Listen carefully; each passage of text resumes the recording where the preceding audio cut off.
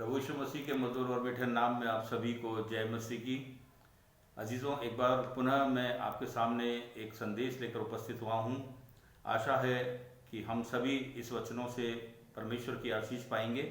और हम आज का जो वचन है वो भविष्यद्वक्ता जो थे पुराने ज़माने के अंदर, वो जो बाइबल के अंदर जो बातें लिखते थे वो एक भी बात ऐसी नहीं है जो बिना टले नहीं रहेगी, जैसा हमें बाइबल बताती है।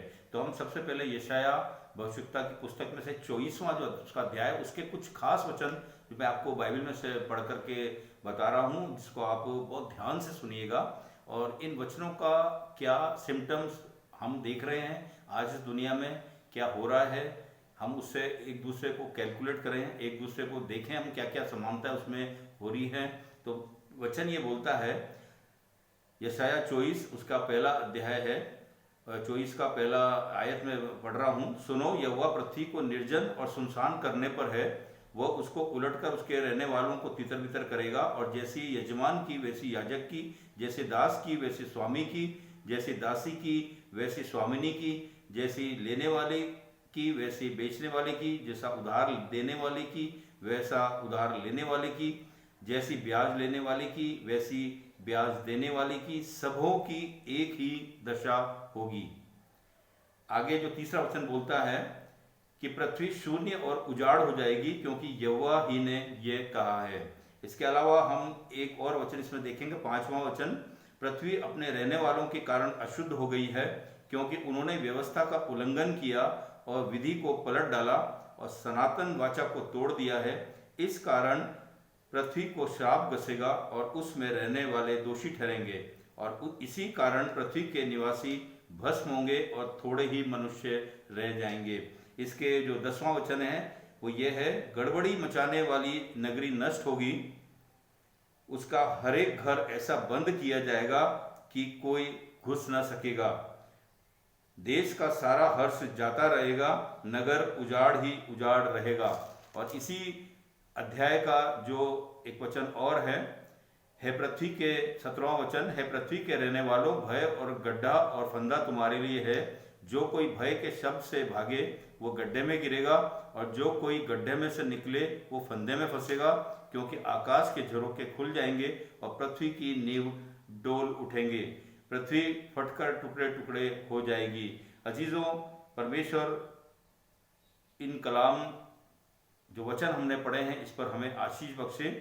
अजीजों, ये जो भविष्यवाणी यशाया की थी ये मैंने पढ़ करके इसलिए सुनाई है क्योंकि ये वचन परमेश्वर का जो है हमें ये बता रहा है, और ये सत्य बातें हैं, इन घटनाओं का होना तय है। और बाइबल के अंदर मत्ती और उसका 5वां अध्याय और उसके 17वें से लेकर आप 20 वचन तक पढ़िएगा, उसमें साफ बाइबल में ये लिखा है कि मैं व्यवस्था को लोप करने नहीं आया बल्कि उन्हें पूरा करने आया हूं। और मैं तुमसे सच कहता हूं कि आकाश और पृथ्वी टल जाएंगे, मगर इस वचन में से एक बिंदु और एक मात्रा भी ऐसा नहीं है जो बिना हुए नहीं टलेगा। बाइबल हमें ये बता रही है मेरे चीज़ों, कितना फैक्ट और कितना सत्य वचन हमें इस यशाया भविष्यद्वक्ता में देखने को सुनने को मिल रहा है। और आज मेरे चीज़ों, पृथ्वी पर इस पूरे संसार के अंदर विभिन्न देशों के अंदर हम क्या देख रहे हैं, ये जो महामारियां आ रही है, जो देश एक दूसरे को धमकी दे रहे हैं। आज पृथ्वी की बनाई हुई, पृथ्वी जो परमेश्वर ने बनाई है, जो सृष्टि उसने बनाई है, और जो नेचुरल चीज परमेश्वर ने हमारे मेरे और आपके लिए बनाई है, उस नेचुरलिटी के साथ में, उस प्राकृतिक चीजों के साथ में मनुष्य खिलवाड़ कर रहा है। और जो व्यवस्था परमेश्वर ने दी थी उसके साथ वो खिलवाड़ कर रहा है। कई ऐसी नगरियां जो इस वचन में दिया गया है, कई ऐसी नगरी है जो उत्पात मचा रही है और अपने कुछ स्वार्थों के, निजी स्वार्थों के कारण मेरे चीज़ों पूरे मनुष्य जाति को, पूरे संसार को वो जोखिम में डाल रही है। आज हम ये देख रहे हैं जो वायरस, जो कोरोना वायरस है, जिसने क्या किया है पूरे संसार के अंदर। आप देखें कई देशों के अंदर लाशों के ढेर लग गए हैं मेरे चीज़ों। आप टीवी चैनल डेली देख रहे हैं और लाशों के ढेर हैं, उनको दफनाने की जगह उन्हें नहीं मिल रही है। कैसा विभत्स दृश्य होगा उन लोगों के सामने जो इनको देख रहे होंगे मेरे चीज़ों। और परमेश्वर ने मुझको और आपको इस देश के अंदर सुरक्षित रखा हुआ है मेरे चीज़ों। अपने विश्वासी जनों को परमेश्वर ने सुरक्षित रखा हुआ है और हम परमेश्वर का धन्यवाद करते हैं इस समय पर कि आज हम स्वस्थ हैं और परमेश्वर की आराधना कर रहे हैं अपने घरों पर रह करके। लेकिन मेरे अजीजों, एक सबसे इंपॉर्टेंट सवाल ये है जो मेरे और आपके सामने ये होगा कि यदि मेरे अजीजों आज की रात परमेश्वर यदि चुपके से चोरों की नाई मेरे अजीजों आ जाए और वो अपने लोगों को लेने के लिए आ जाए, तो उसके लिए क्या मैं और आप तैयार हैं? ये क्वेश्चन मुझको और आपको करना है। इतने वर्षों तक हम इस पृथ्वी पर हैं। आज मैं 47 साल का 48 साल का हो रहा हूँ मेरे अजीजों, और जो मुझे सुनने वाले हैं बच्चे बड़े बुजुर्ग सब अपनी अपनी उम्र लेकर के मेरे अजीजों जी रहे हैं इस पृथ्वी पर। लेकिन बाइबल के वचनों से हमें निरंतर ये आगाह किया जा रहा है परमेश्वर के द्वारा कि क्या हम इस समय यदि आज किसी भी तरह की कोई ऐसी घटना हो जाए, आज मैं अपने आप के बारे में नहीं बोल सकता कि मैं कल जीवित रहूंगा या नहीं रहूंगा, क्योंकि बाइबल साफ बोलती है कि कल यदि या आज बाहर निकलते ही तेरे प्राण यदि तुझसे ले लिए जाए तो तू क्या करेगा। बाइबल ये बता रही है मेरे चीजों। क्या मैं और आप गारंटी ले सकते हैं कि हमारी सांसें कितनी देर चलेंगी? मेरे चीजों, ये वो समय है जबकि हम घरों पर रह करके परमेश्वर का भय माने और परमेश्वर के जो उसकी सिताइश करते हुए हम अपने आप को परमेश्वर के आगे उंडेल दें, संपूर्ण रूप से अपने पूरे शरीर को जीवता हुआ परमेश्वर को बलिदान कर दें मेरे चीजों। और परमेश्वर से हम ये अपने आप को जांच करके परमेश्वर से ये अहद करें, परमेश्वर के सामने हम अपने आप को जांचें।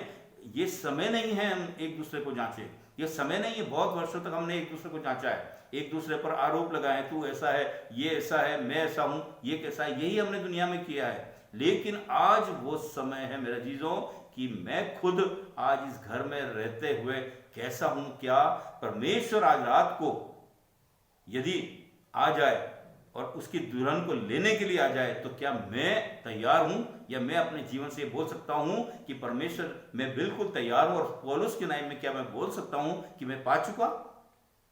शायद मेरे अजीजों नहीं। ये बड़े दुख की बात है कि मैं उन्हीं 5 कुमारियों की नाई बोलूंगा जो कि बिल्कुल जब दूल्हा गेट पर आ जाता है और वो बोलती हैं कि हमारी कुप्पियों में हम तेल लेने को जाते हैं, और वो तैयारी करने के लिए जो 5 कुमारियां जो थी तैयार थी मेरे अजीजों, वो परमेश्वर के साथ में चली जाएंगी और हम जो है वो इसी पृथ्वी पर छोड़ दिए जाएंगे। ये हकीकत बात है मेरे अजीजों, ये कड़वा सत्य है मेरे जीवन का मेरे अजीजों कि आज मैं परमेश्वर की बुलाहट यदि आ जाती है तो मैं तैयार हूं या नहीं हूं। ये फैक्ट है। मैं ही नहीं बल्कि आप भी मेरे अजीजों अपने आप से प्रश्न पूछें। ये दौर नहीं है कि हम दूसरे को पर उंगली उठा करके बोलें। क्यों? क्योंकि मेरे अजीजों मेरे जीवन के बारे में मैं बताऊंगा, आपके जीवन के बारे में आप बताएंगे। अपना व्यक्तिगत योगदान परमेश्वर के प्रति हमारा क्या है, हमको ये मेरे अजीजों सोचना है कि हम आज परमेश्वर की यदि आमद हो जाती है तो क्या हम तैयार हैं उसके राज्य में जाने के लिए, या मेरे अजीजों आज भी हम उसी जगह पर हैं जहां से चले थे। हम उस डाकू की नाई भी ये नहीं बोल सकते कि हमने अंतिम समय पर विश्वास कर लिया और परमेश्वर के राज्य में चले गए। उस डाकू को तो पवित्र शास्त्र की किसी बात का इल्म नहीं था मेरे अजीजों। पहली बार उसने परमेश्वर को जाना, यीशु मसीह को जाना, और पहली बार में ही उसने विश्वास कर लिया और यीशु मसीह ने उससे कहा तू आज ही मेरे साथ स्वर्गलोक में होगा। लेकिन जब मैं इस बात को कहने लगूंगा परमेश्वर से तो परमेश्वर बोलेगा तुझे माँ के पेट से जब मैंने बाहर निकाला और उसके बाद ही जब तू होश में आया और सचेत अवस्था में आया तब से तुझे परमेश्वर का वचन बताया जा रहा है, तू पढ़ रहा है, सुना जा रहा है, सब कुछ तुझे हिदायत दी जा रही है। उसके बावजूद तेने मन नहीं फिराया, उसके बावजूद तेने अपने जीवन में समय को व्यतीत करा और बेकार किया।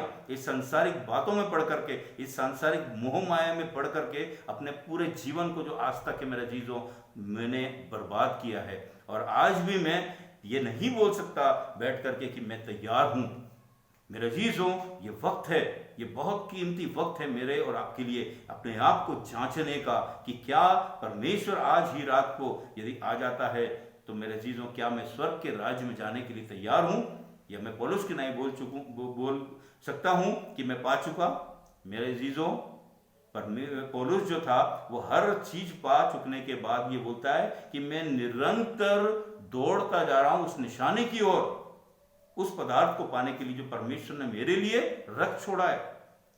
वो व्यक्ति जिसने परमेश्वर को अपने आप को समर्पित कर दिया, हर चीज परमेश्वर की, वो मृत्यु से नहीं डरा, मृत्यु का खौफ उसके दिल में से चला गया, और वो साफ ये बाइबल में बोल रहा है कि जीना मेरे लिए क्या है, मसीह है, और मर जाना मेरे लिए लाभ है। ये वो व्यक्ति बोल रहा है मेरे चीजों। मैं और आप आज किस जगह पर स्टैंड करते हैं, ये कैलकुलेट हमको करना है। और सबसे सर्वप्रथम बात जो मैंने अपने आप को जांचने के दौरान ये पाई कि मेरे चीजों दो ही ऐसे डायरेक्शन हैं जहां पे मुझको और आपको अपने आप को जांचना है।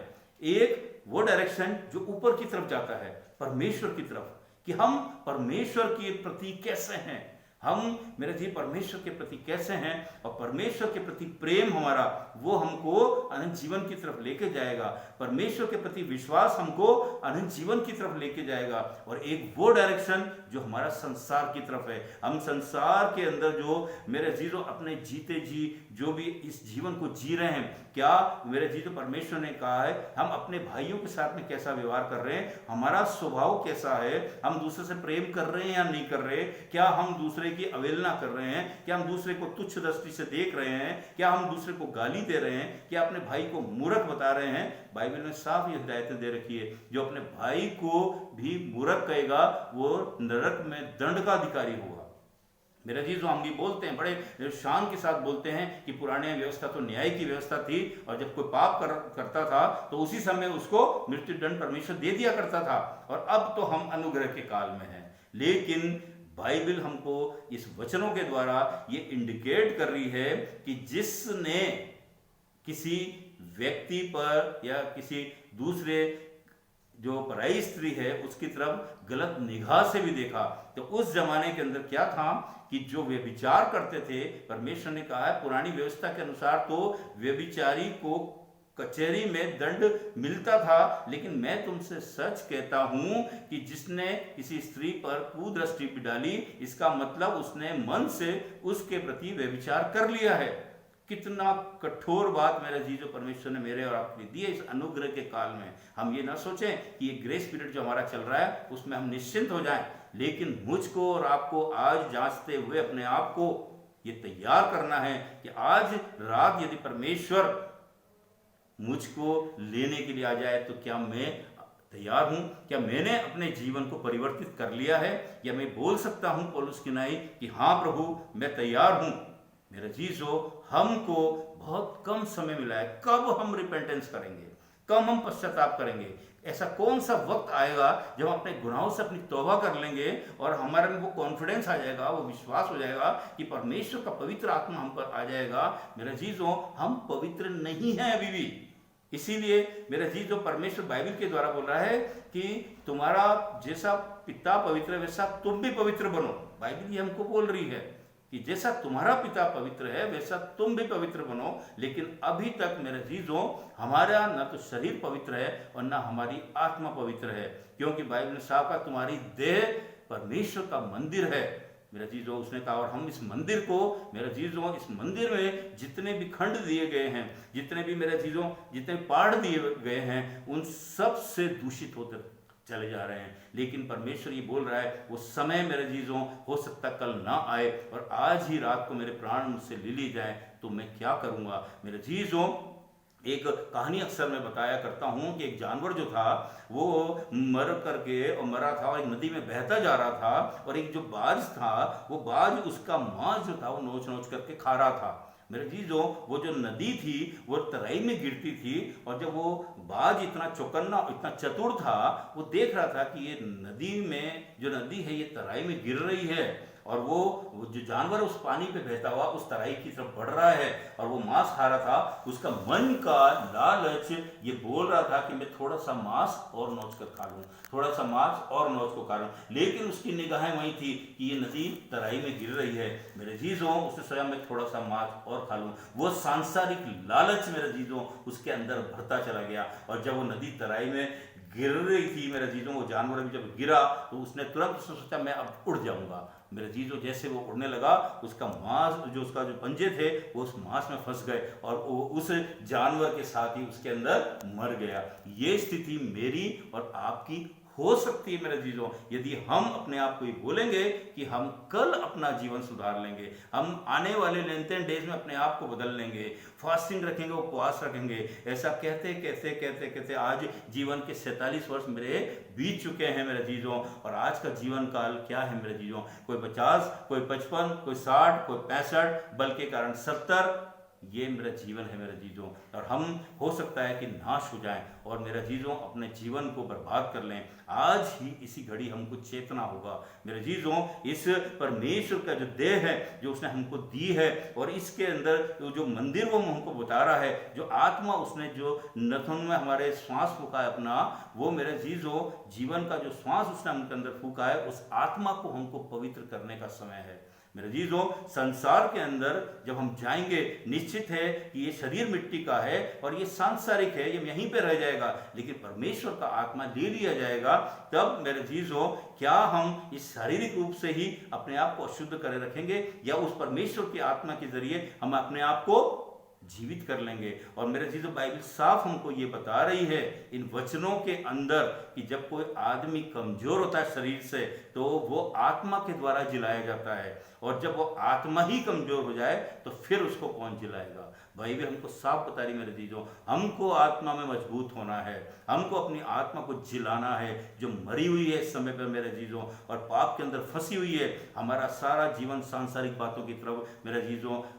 जब एक धनी व्यक्ति परमेश्वर के पास आता है अनंत राज्य पाने के लिए, मैं क्या करूं? उसने बोला सब कुछ छोड़ दे मेरे पीछे बोले। वो उदास हो गया, क्योंकि संसार के अंदर जो उसने धन इकट्ठा किया था वो सब उसके लिए बेकार हो गया था। लेकिन बाइबल हमको इन वचनों के द्वारा ही बता रही है, पहले तुम मेरे धर्म की और स्वर परमेश्वर के राज्य की खोज करो तो ये सब वस्तुएं मैं तुमको दे दूंगा। पहले तुम मेरे परमेश्वर के राज्य की और धर्म की खोज करो। बाइबल ये बता रही है मेरे जीजों, यदि हम परमेश्वर के बताए नमूने पे चलेंगे और उसकी खोज में रहेंगे तो ये सारी चीजें हमको परमेश्वर स्वयं ही दे देगा मेरे जीजों। ये देह जो परमेश्वर ने हमको दी है ये बहुत पवित्र देह है, इसको हम दूषित ना करें, पाप में पड़ के लिप्त होकर के प्रभु जी हम अपने आप को नरक की ओर ना धकेलें।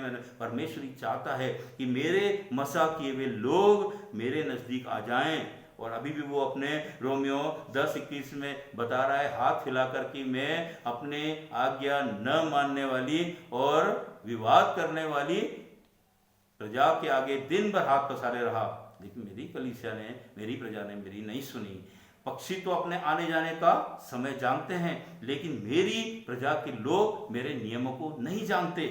और बाइबल के अंदर उन्होंने छोटी छोटी परमेश्वर ने हमको जो आज्ञाएं दी है उसको हमको मानना है। मत्ती 5 और उसके 17 से 20 के अंदर आप पढ़िए, उससे साफ लिखा है, जो मेरी छोटी से छोटी आज्ञाओं को मानेगा और उसके अनुसार चलेगा और दूसरे और लोगों को भी उसके बारे में बताएगा, वही स्वर्ग के राज्य में महान कहलाएगा। और जो इन छोटी छोटी आज्ञाओं को नहीं मानेगा और उसी के अनुसार दूसरों को भी भ्रमित करेगा, मेरे जीजों वो परमेश्वर के राज में सबसे छोटा किया जाएगा।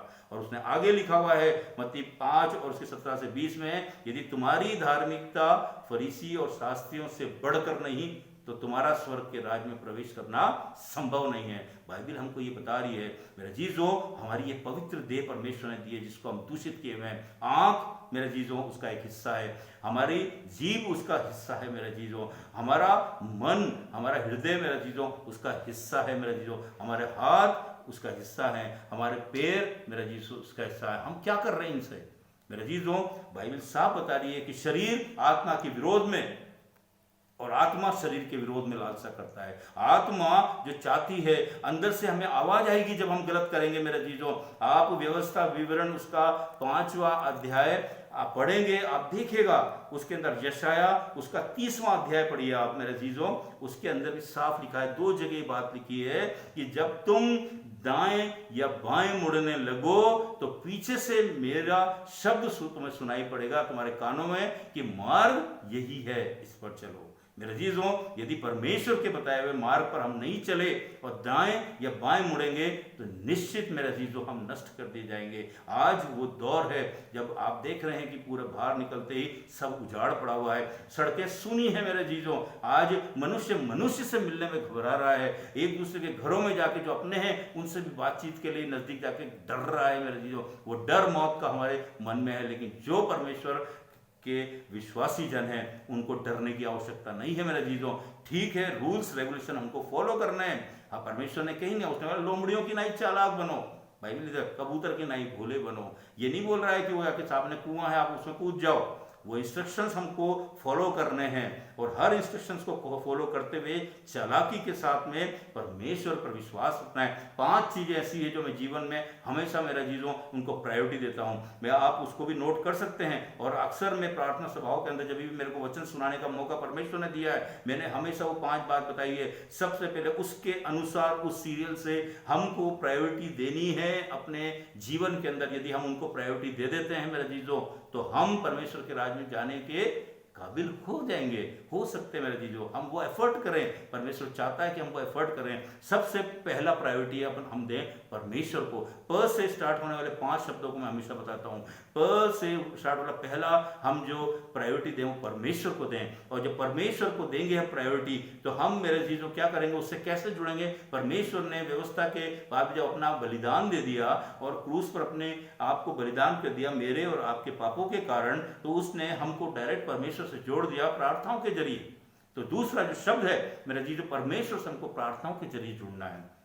और तीसरा जो शब्द है मेरे जीजो, जब हम प्रार्थनाओं से जुड़ जाएंगे परमेश्वर से, तब हमको अपने द्वारा किए गए हर गुनाहों का पश्चाताप करना है, उसके नजदीक आना, अपने हृदयों को तोड़ लेना है मेरे जीजों। और उसके आगे हमको गिड़गिड़ा करके माफी मांगनी है, हे परमेश्वर हमको बचा, हमने जो भी गुनाह किए, चाहे हमारे पाप लाल रंग के हों चाहे अरवारी रंग के हों, तो हिम की नाई श्वेत बना दे और हमको नया आत्मा। बाइबल में साफ ये चीज लिखी है, ये स्केल के अंदर आप पढ़ेंगे मेरे जीजों, वो साफ ये बोल रहा है कि मैं तुम्हें नया मन दूंगा और तुम्हारे अंदर नई आत्मा उत्पन्न करूंगा, तुम्हारे देह में से पत्थर का हृदय निकालकर मांस का हृदय दूंगा।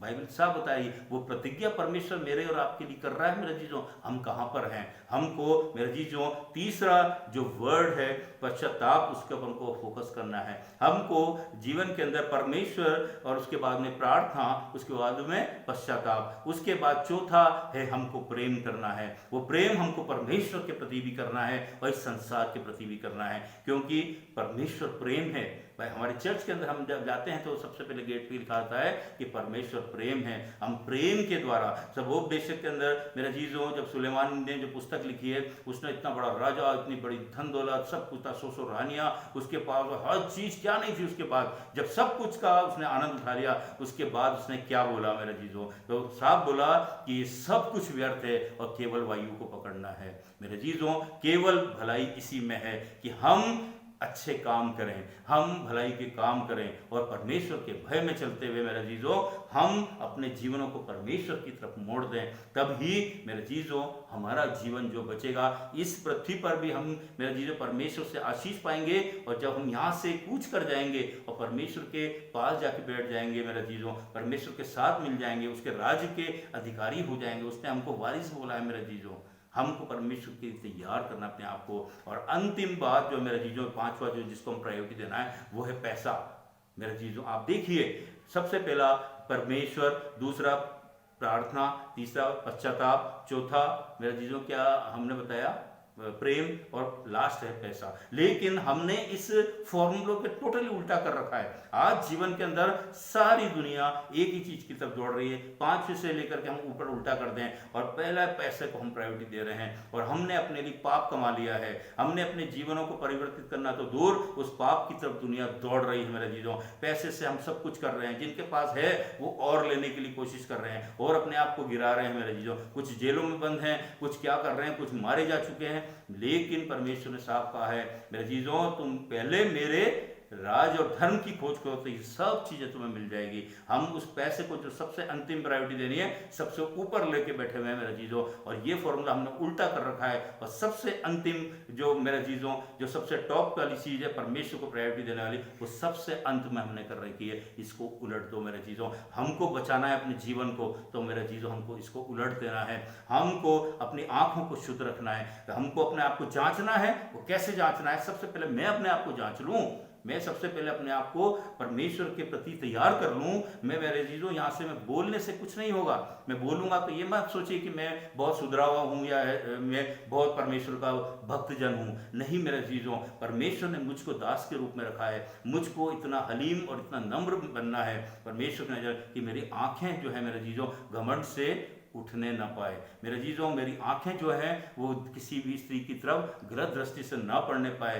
क्योंकि डॉक्टर के पास जब कोई व्यक्ति जाता है तो सबसे पहले वो उसकी आंख का परीक्षण करता है, और उसकी आंख की मलिनता को देख करके, उसकी आंख की सफेदी को देख करके वो ये महसूस कर लेता है कि इसका पेट खराब है या पूरा शरीर। उस बाइबल में साफ लिखा हुआ है कि आंख जो है वो शरीर का दिया है, और उस आंख के निर्मल होने से पूरा शरीर भी ज्वल होगा, और उसके अगर आंख की मलिनता के अनुसार सारा शरीर जो है वो भी अंधकार में होगा। तो हमको अपनी आंखों को शुद्ध रखना है। जब हम किसी की तरफ देखते हैं तो गलत निगाह से ना देखें, हमारी आंखें घमंड से चढ़ी हुई ना हो, हम हिकारत की दृष्टि से किसी को ना देखें, क्योंकि हर चीज पाप है मेरा जीजो। हमको क्रोध की आंखें लाल करके किसी को नहीं देखना है, किसी को डरा करके नहीं देखना है मेरे जीजो। ये परमेश्वर हमको हिदायत दे रहा है। हमारी आंखें शुद्ध होनी चाहिए मेरे जीजो। हमारी आंखों से हम कभी भी गलत चीज ना देखें, और जब भी हम आंख कुछ गलत करने की तरफ दौड़ती है, अंदर से आपको एक वचन सुनाई पड़ना चाहिए कि तुम न तो दाएं देखो न बाएं देखो, ये तुम्हारा मार्ग है। और वो हिदायत आप हमेशा मेरे अपने जीवन के अंदर रखिए। मैं कभी भी जब गलत दाएं या बाएं मुड़ने की कोशिश, क्योंकि मैं भी एक इंसान हूँ, मनुष्य हूँ, और जब भी मेरे को भी कोई चीज़ ऐसी लोलुपता लालसाएं होती है तो मेरे चीज़ों मेरे पास अंदर से आत्मा की आवाज आती है कि ये मेरा मार्ग, इस पर चल। और मेरे चीजों तुरंत मैं अपनी गलत सोच को तुरंत डाइवर्ट कर लेता हूँ। मैं मनुष्य हूँ। पौलुस भी तो ये बात बोल रहा है मेरे चीजों। पहली कुरिन्थियों के अंदर पौलुस ने भी तो यही बात बोली है कि मैं अपने शरीर को मारता कूटता और बस में रखता हूँ ताकि औरों को प्रचार करके निकम्मा न ठहरूं। मेरे चीजों, उसके भी हाथ थे, पांव थे, आंख थी, सब कुछ था, और उसको वो सांसारिक बातें खींचती होगी अपनी तरफ, लेकिन परमेश्वर का वचन उसको, उसकी आत्मा को शुद्ध करता था मेरे चीजों। वैसे ही हमको भी उसमें शुद्ध रहना है मेरे चीजों। और उसके बाद आंखों की निर्मल होने के बाद में, अपन को निर्मल रखने के बाद में अपनी जुबान पर कंट्रोल करना है। वो जुबान जो जैसे एक घोड़े की नाई होती है मेरे चीजों, कि उसकी लगाम से हम घोड़े को कंट्रोल कर लेते हैं, उस बड़े बड़े जहाज को एक पतवार से मोड़ लेते हैं मेरे चीजों, वैसी ये जुबान है मेरे चीज। ये जब चल जाती है तो घाव करती है मेरे, जैसे तीर सर्कस में से निकल जाता है, फिर शब्द वापस नहीं आते, वैसे तीर वापस नहीं आता मेरे चीजों। वो वन में आग लगा सकता है। एक मुंह से हम परमेश्वर की स्तुति कर रहे हैं, और उसी जुबान से हम क्या कर रहे हैं? श्राप दे रहे हैं। उन लोगों को श्राप दे रहे हैं जो परमेश्वर ने जिस सुंदर कृति को मनुष्य के रूप में बनाया है, उसी कृति को हम श्राप दे रहे हैं मेरे चीजों। ये मुझको और आपको करना है। अपनी जीवा पे, अपने जीभ के ऊपर कमांड रखना है। और मेरे चीजों, एक सोते से खारे और मीठे पानी की धार नहीं निकल सकती है। हमको, यदि हम परमेश्वर के वचन को बोल रहे हैं, उसकी बाइबल को पढ़ रहे हैं, उन वचनों को पढ़ रहे हैं, तो जब भी हम मुंह से बोलने लगे, अंदर से आपकी आत्मा की आवाज ये आनी चाहिए कि तुम ये बोलो ना वो बोलो, परमेश्वर का वचन तुम्हारे लिए दिया गया है, तुम इसको बोलो। वो हिदायत अपने मन में रखिए मेरे चीजों। तुरंत आपकी लगाम लग जाएगी उस जुबान पर। जैसे आप किसी को गुस्से में बोलने तक आ गए, शब्द यहाँ तक आ गए, मेरे चीजों अपने आप को कंट्रोल करो कि मेरा परमेश्वर का वचन क्या बोल रहा है मेरे चीजों। ये हमको करना है। और तीसरी बात जो है मेरे चीजों, जीभ से मेरे चीजों हम बोलते हैं, बाइबल में लिखा, हम कितना झूठ बोलते हैं। हम मोबाइल दे दिए गए, हम घर में बच्चों को झूठ बोलते हैं, बच्चों से बोलते हैं तो ये झूठ बोल दे, पापा यहाँ नहीं है, वहां नहीं है, सबको झूठा कर रखा है मेरे चीजों। हमारी ये झूठ बोलने वाली जो जीभ है मेरे चीजों, इससे परमेश्वर को घृणा है। उसने कहा है बाइबल के अंदर साफ कि तुम्हारी बात हाँ की हाँ में और ना की ना में हो। बाइबल ये बोल रही है मेरे चीजों मुझको और आपको। हाँ ठीक है, कोई बात ऐसी हो सकती है कि हाँ बोलने से तुरंत, या कोई सत्य बात बता देने से वो बहुत बड़े नुकसान की संभावना हो रही है, तो आप उसको रूट को थोड़ा सा डाइवर्ट करते हुए, मेरे कहने का मतलब, यदि मुझे चर्च की तरफ जाना है तो मैं अपने पीतल फैक्ट्री वाला रोड ना लेके उसको पारी कॉलेज की तरफ से मोड़ करके चर्च चला जाऊं। कहने का मतलब ये है कि हमको बताना सत्य ही है। सत्य पर ही, हमको झूठ नहीं बोलना है। लेकिन कई बार ऐसा होता है सत्य बताने से सामने वाले को आघात पहुंचता है, न जाने उसका नेचर कैसा हो, वो हार्ट का मरीज हो और हमने कोई सत्य बात उसको बता दी जो वो झेल ना पाए, नुकसान हो जाए मेरे चीज़ों, ऐसा भी होता है। वो समझदारी हमें मन में होनी चाहिए। एक छोटा सा मुझे वाकया याद आ जाता है कि एक सन्यासी जो था, वो एक शिकारी जो था, वो हिरण के पीछे दौड़ता हुआ आया और सन्यासी बैठा हुआ था, अपनी तपस्या कर रहा था, वो हिरण घुस करके उसके पलंग के नीचे घुस गया। और वहां पर क्या हुआ, मेरा जीव शिकारी बंदूक लेकर के आया और उसने सीधा सन्यासी की तरफ बोला कि वो हिरण तूने देखा है क्या। मेरे चीज़ों, वो परमेश्वर का भक्त था और वो सन्यासी जो भी कुछ कर रहा था, परमेश्वर की इबादत कर रहा था, उसने बोला यदि मैं ये बोल देता हूँ सत्य बात कि क्या बोलते हैं वो हिरण मेरे पलंग के नीचे छुपा हुआ बैठा है, तो ये उसको मार देगा और उसकी मृत्यु हो जाएगी और वो उसका शिकार बन जाएगा, तो मैं अब क्या करूं, बड़ा पशुपैश में फंस गया। यदि मैं झूठ बोलता हूं तो परमेश्वर के प्रति मैं पापी ठहरता हूं। तो उसने बोला मैं क्या करूं।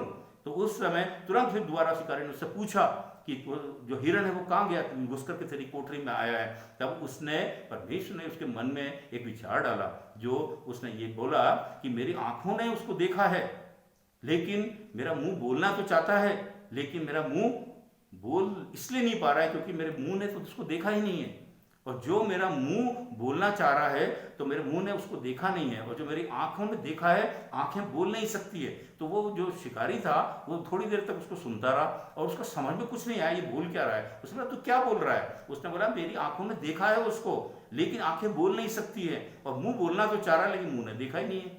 मेरा चीज तो उसने बोला ये पता नहीं कैसा साधु है, और उठ करके वो अपने बंदूक लेके घूम के चला गया और उसकी आत्मा को बड़ी शांति प्राप्त हुई। और वो बोला चलो मेरा जो ये हिरण था वो बच गया, उसने झूठ भी नहीं बोला। ये एक सिंपल सी एक ऐसी बात है जो मैं आपको इसके माध्यम से बताना चाह रहा हूँ कि हमको झूठ को झूठ बोलना है, सत्य को सत्य बोलना है। लेकिन मेरे चीज़ों कई बार ऐसी घटनाएं हो जाती है, तो इसके लिए मैंने ये वाक्य आपको सुनाया। हमको कभी भी अपनी जुबान को गलत वे में नहीं चलाना है। आज हम अपने इस जुबान से थोड़ी सी किसी गाड़ी टच हो जाती है, या हम संसार में जाते हैं, थोड़ा सा कोई गलत से टच हो जाता है हमारे, हो सकता है उसकी गलती ना हो सकता है मेरी गलती ना हो, लेकिन हमारे मुंह से तुरंत क्रोधित होकर के कुछ गलत शब्द उसके लिए निकलते हैं। हम चाहते हैं कि उस पर हावी हो जाए, ऐसा ना हो कि वो मुझ पर हावी हो जाए। ये नहीं मेरे वजीजों, मेरे पास ऐसे कई घटनाएं हुई है जब मैं भी ऐसे दौर में फंसा हूँ। मैंने बड़े प्यार से उससे बात करी है, भाई तेरा कोई नुकसान हुआ तो मुझसे ले ले, या कोई नहीं वैसा आप चाहिए। परमेश्वर हमारे साथ है, जब वो हमारे साथ है तो हमारा विरोधी कौन हो सकता है।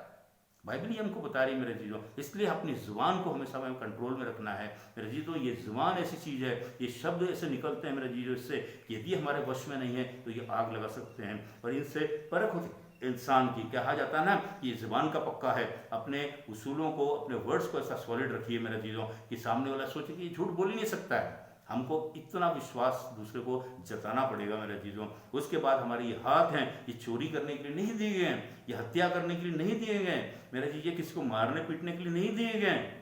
ये हाथ है मेरे चीज़ों। ये बाइबल में साफ बोला यदि तेरा ये दाहिना हाथ तुझे ठोकर खिलाए तो उसको काट कर अलग कर दे, अच्छा हो कि तेरा सारा शरीर नरक की आग में न डाला जाए। मेरे चीज़ों, हमको अपने हाथों को बिल्कुल ऐसे कार्यों की तरफ नहीं दौड़ाना है, ऐसे गलत कार्य हमको हाथों के जरिए नहीं करने हैं जिसके द्वारा हम पाप में और नरक में धकेल दिए जाएं। हमारे पाँव जो है मेरे चीज़ों, हमको इन पाँवों को ऐसे गलत रास्तों की तरफ नहीं दौड़ाना है जिससे हम नरक के दंड के अधिकारी हो जाएं। मेरे चीज़ों, नीति वचन में साफ लिखा हुआ है जवान तू ऐसी पराई स्त्री के पीछे न दौड़।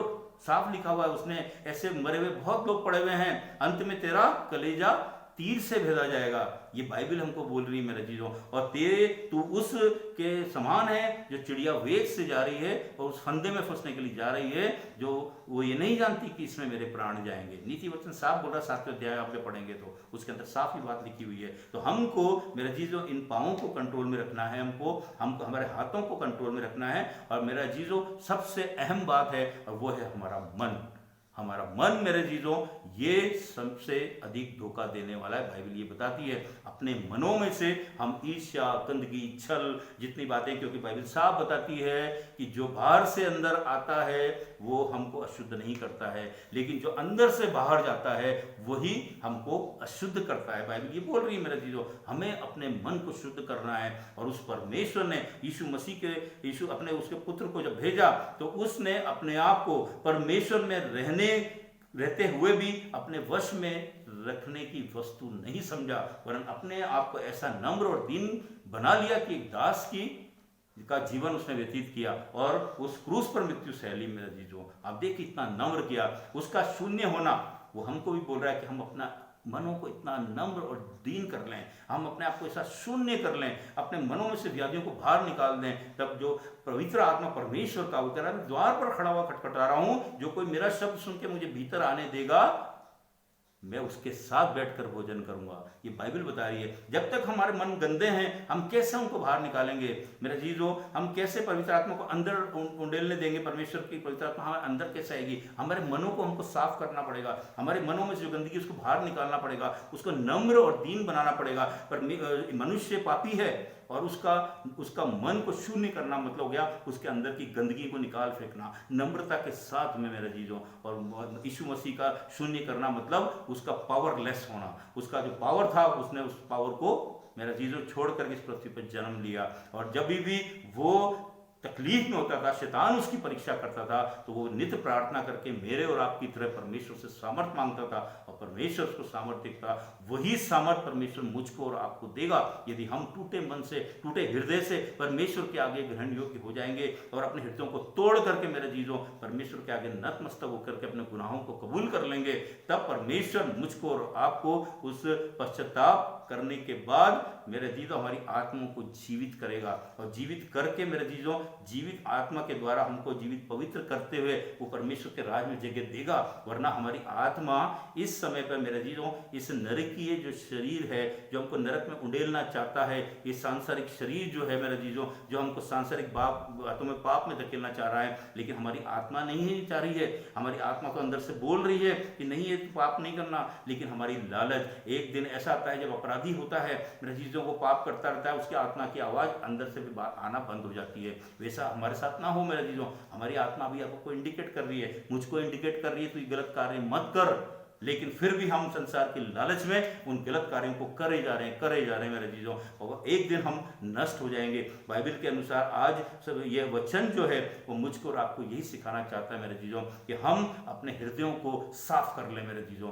तभी तो कोई पवित्र चीज अंदर आएगी। एक छोटी सी घटना और करके मैं समाप्त करूंगा। एक साधु जो था वो कमंडल के अंदर भिक्षा मांग रहा था और एक घर के अंदर गया तो एक लेडी थी वो उसके लिए भिक्षा लेके आई और उसने वो उपदेश स्वरूप में बोलती थी कि मुझे 2 वचन सुना के जा, अच्छे वचन उपदेश दे के जा मेरे जीजों।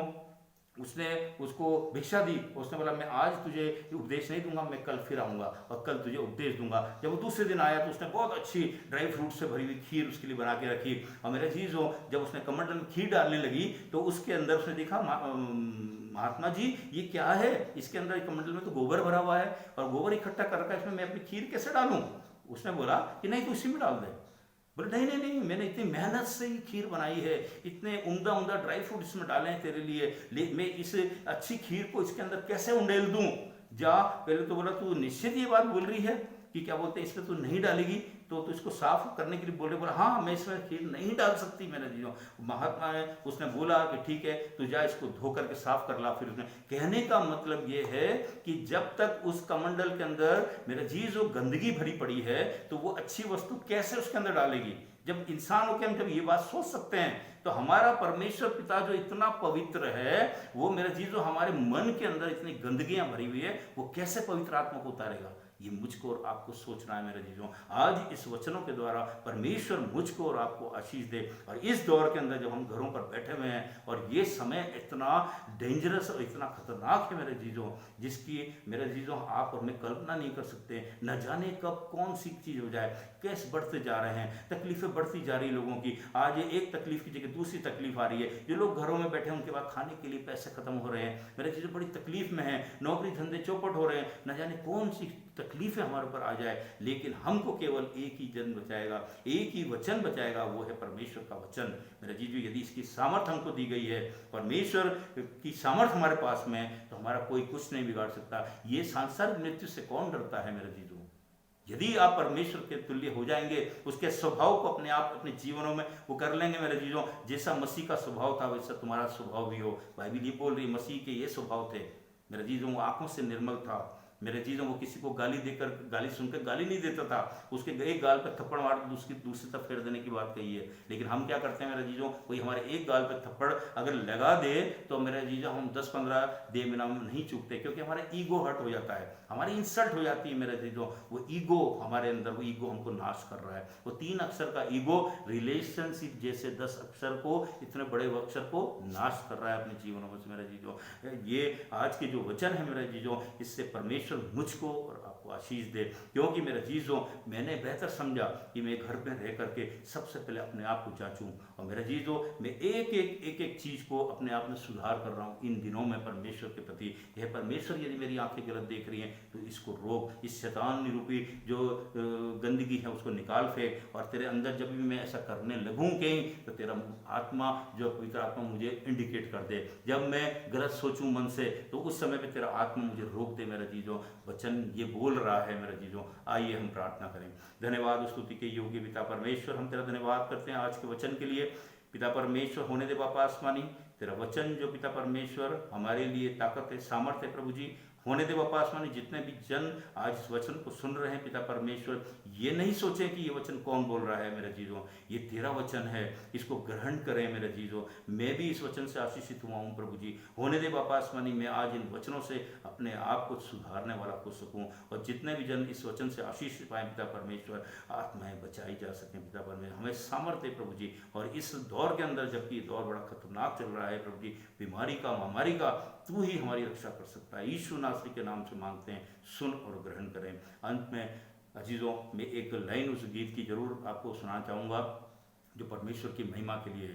क्रूसी है तेरा निशान, आगे बढ़ो जवान, पीछे न हटना कभी, यीशु है तेरी चट्टान, तेरे ही लिए आया जगत में तुझको बचाने को, तेरे ही लिए आया जगत में तुझको बचाने को, तेरे ही लिए यीशु ने खोला, तेरे ही लिए यीशु ने खोला मुक्ति के द्वार को, क्रूस से तेरा निशान,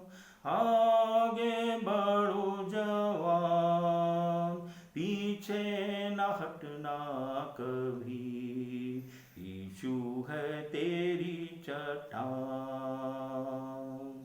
आप सभी को जय मसीह की। और अजीज़ों, ये वीडियो मेरा आपको आशीष देके जाता है, तो ज़रूर इस आशीष के रूप में आप इस वीडियो को मेरे अजीज़ों आप लाइक करें, सब्सक्राइब करें, और इस पे जो बटन दिया हुआ है बेल का, उसको ज़रूर बटन को दबाएं, ताकि जो भी आगामी जो भी संदेश है वो आपके नोटिफिकेशन के रूप में आपके मोबाइल तक पहुंच सके। जय मसीह की।